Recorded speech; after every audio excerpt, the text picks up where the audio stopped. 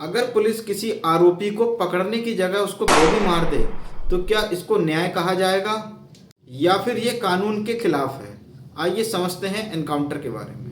मैं advocate Saqib, welcome back to another video. आज की इस वीडियो में हम समझेंगे आर्टिकल 21 को कवर करेंगे और प्रिंसिपल ऑफ नेचुरल जस्टिस को कवर करेंगे।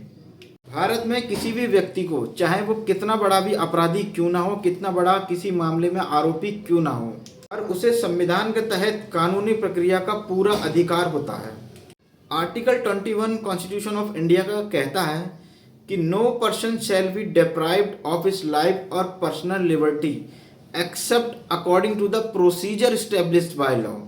मतलब किसी भी व्यक्ति को, चाहे वो कितना भी बड़ा अपराधी क्यों ना हो, उसको एक प्रोसीजर के तहत ही सज़ा दी जाएगी। अगर उसकी ज़िंदगी भी छीननी होगी तो उसको उस प्रोसीजर से गुजरना पड़ेगा। पहले उसका प्रोसीजर पूरा चलेगा। मान लीजिए उसको सज़ा हो जाती है, लास्ट में फांसी की सज़ा हो जाती है, तो उसको पूरा, इसी को कहते हैं कि प्रोसीजर स्टैब्लिश बाय लॉ।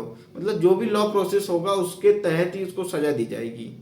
लेकिन अगर कोई आरोपी पुलिस पर हमला करता है या फिर कोई ऐसी सिचुएशन क्रिएट करता है जिससे आम जनता को किसी की जान जाने का खतरा बना हो, या फिर कोई भी सिचुएशन क्रिएट कर देता है जिससे पुलिस और जनता के ऊपर खतरा बना हुआ हो, तो पुलिस आत्मरक्षा का बल यूज़ कर सकती है। मतलब राइट ऑफ प्राइवेट डिफेंस अपना यूज़ कर सकती है, और उसके यूज़ करने में अगर उस अपराधी की जान भी चले जाती है तो इसकी को एनकाउंटर कहते हैं, और ये रियल एनकाउंटर कहलाता है और काफ़ी हद तक इसको सही माना जाता है अगर आत्मरक्षा में किया गया है तो।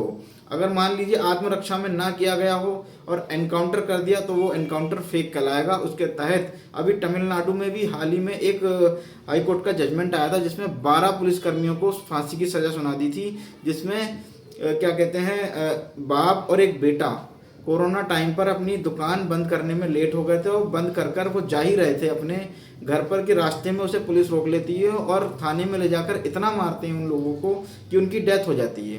तो इसको कस्टोडियल टॉर्चर के अंदर जो है सज़ा सुनाई गई थी पुलिस के ऊपर।